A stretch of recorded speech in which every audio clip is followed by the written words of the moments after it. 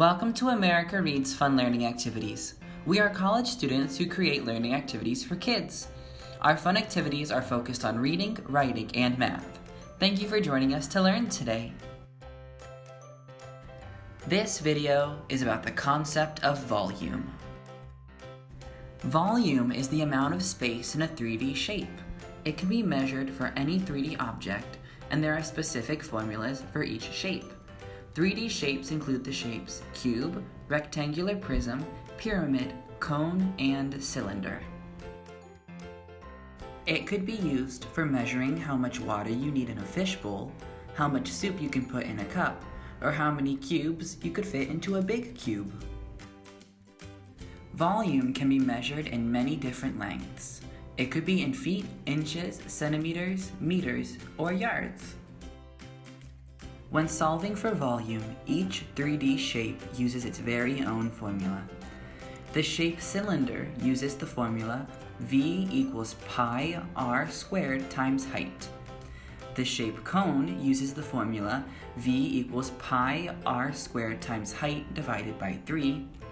The shape sphere uses the formula V equals 3/4 pi r cubed. The shape cube or rectangular prism uses V equals length times width times height. The shape triangular prism uses the formula volume equals base times height times length divided by 2. And the shape pyramid uses the formula volume equals length times width times height divided by 3. To solve problems involving volume, all we need to do is plug in the numbers we see on the shapes or given in the problems. Let's start our problems off with the sphere. Its formula is volume equals 4/3 pi r cubed. Let's solve for the formula if the radius is equal to 7 inches.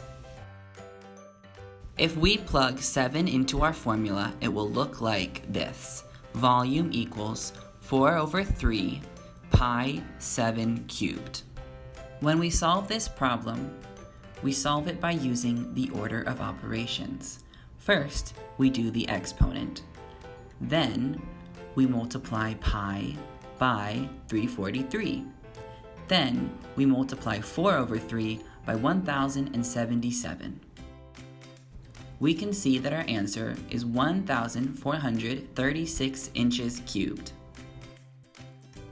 Now let's do the rectangular prism. Its formula is volume equals length times width times height. Let's solve for the volume if the length equals 3 inches, the width equals 5 inches, and the height equals 9 inches. If we plug 3, 5, and 9 into our formula, it will look like 3 times 5 times 9.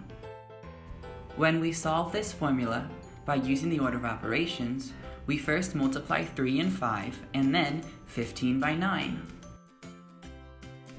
We can see that our answer is 135 inches cubed. Let's do the cylinder. Its formula is V equals pi r squared times height. Let's solve for the formula if the height is 9 inches and the radius is 2 inches.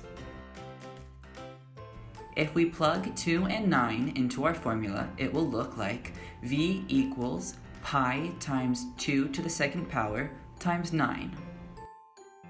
We solve this formula by using the order of operations. First, we would do the exponent. Then, we would multiply 4 by pi, and then we would multiply 12.56 times 9. Our answer comes out to be 113 inches cubed. Let's solve for the cone's volume. Its formula is V equals pi r squared times h divided by 3. If the radius is 6 inches and the height is 12 inches, what is the volume? If we plug 6 and 12 into our formula, it will look like V equals pi times 6 to the second power times 12 divided by 3. We solve this formula using the order of operations. First, we do the exponent, then we multiply pi by 36, and then 113 by 12. Lastly, we divide 1,356 by 3. The volume is 452 inches cubed. Let's solve the triangular prism's volume. Its formula is volume equals base times height times length divided by 2. If the base is 7 inches, the height is 3 inches, and the length is 6 inches, what is the volume? If we plug 7, 3, and 6 into the formula, it will look like V equals 7 times 3 times 6 divided by 2. We solve this formula by first multiplying 7 and 3 and 6, and then we divide 126 by 3. The answer is 63 inches cubed. Let's solve the pyramid's volume. Its formula is volume equals length times width times height divided by 3.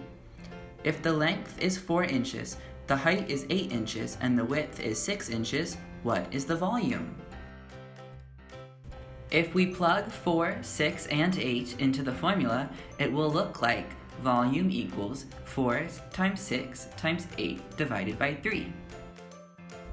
We solve this formula by multiplying 4 and 6 and 8, and then dividing 192 by 3. The volume of the cone is 64 inches cubed. Now that we did some calculations to acquaint ourselves with the formulas, why don't we solve some word problems? The first word problem says, Jim wants to buy a box for his boyfriend to put his collectible snow globes in. He measures the length, width, and height of 4 different boxes. Which box should he buy if he wants to buy the biggest one? The formula for this shape is V equals length times width times height. Our possible answers include A, 10 inches times 7 inches times 4 inches. B, 12 inches times 3 inches times 2 inches. C, 8 inches times 6 inches times 3 inches. Or D, 13 inches times 5 inches times 2 inches. First, let's identify our shape. If he measures the length, width, and height on all the boxes, and the formula of the shape is length times width times height, then it would be a rectangular prism. To find our answer, we need to multiply all of the numbers together. They signify the L, W, and H.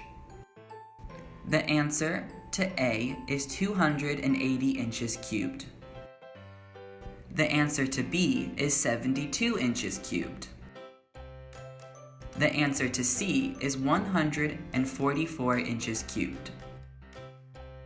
The answer to D is 130 inches cubed. That means our answer is A, because those measurements equal the highest number, and that means it's the biggest box. The second word problem is, a container is shaped like a cylinder. If its base area is 20 centimeters squared and its height is 30 centimeters, how much soup can the container hold? The cylinder formula is volume equals pi r squared times height. Our answers could be A, 700 centimeters cubed, B, 575 centimeters cubed, C, 600 centimeters cubed, or D, 801 centimeters cubed.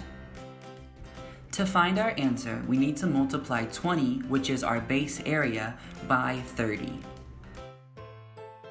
That means our answer is C, 600 centimeters cubed. A big part of solving for the volume of a shape is remembering its formula. I suggest you take a screenshot of the chart on the screen. It shows the formulas for the shapes we just used to solve our problems. Remember, we can use the volume of 3D shapes to know how much of a substance it can hold. It is an extremely useful tool for real-world problems and in-school problems. That's it for this video. Thank you so much for learning with me today. I hope you come back and learn some more. Please comment if you have any questions, like and subscribe to our channel, and I will be back soon with more videos.